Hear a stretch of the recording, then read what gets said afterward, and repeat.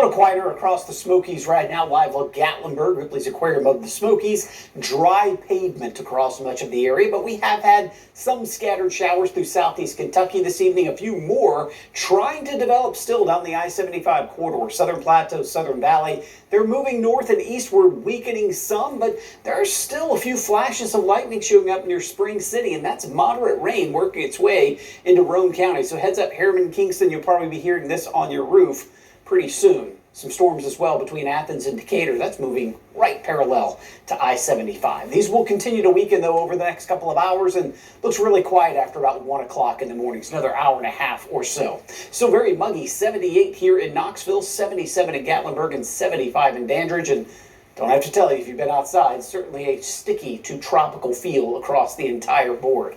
Lows drop into the upper 60s to right around 70 by first thing on Tuesday morning, and tomorrow's temperatures for highs look pretty close to what we saw today. A lot of mid-80s, a couple of upper 80s, but do you notice the winds, arrows showing up? Brisk southwest winds about 10 to 25 miles per hour through the afternoon. What about our rain chances? Quiet start 7 a.m. through about lunchtime, but shortly after, I think right around lunchtime or shortly after, we'll see our pop-up shower and storm chances across the region. About a little less than half of us will see these, but if you do, locally heavy rainfall certainly a possibility. By the time we get to 11 o'clock, the majority of these are gone. Kind of like what we're seeing out there for tonight.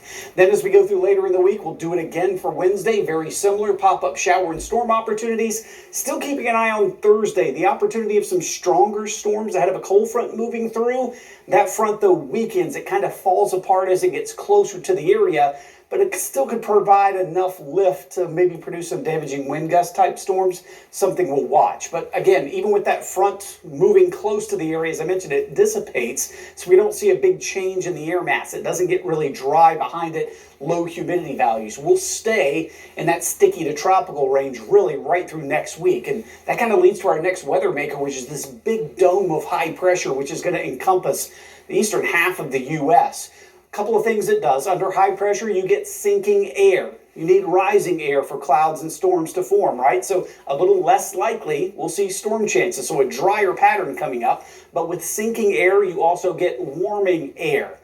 It's going to be hot, but also humid in the sense we've got a lot of moisture in the ground that's trying to evaporate. So temperatures will be climbing through the low 90s, heat index values close to triple digits. So for Friday, the first number is the high forecast, the second is the heat index value. So as we get into Sunday, a high of 92, but it's going to feel more like 103. High of 93 this time next week on Monday feels more like 102. And that pattern of the hot, humid weather, typical summer forecast, that's probably going to at least last through the middle, if not the end of next week as well. That means limited storm chances. You'll be able to get out and mow some lawns, go to the pool, go to the lake, whatever you need to do. But take those precautions. It hasn't been this warm yet. This summer hasn't been quite that warm. We haven't hit 90 degrees yet, but we'll definitely be doing that as we head into the weekend.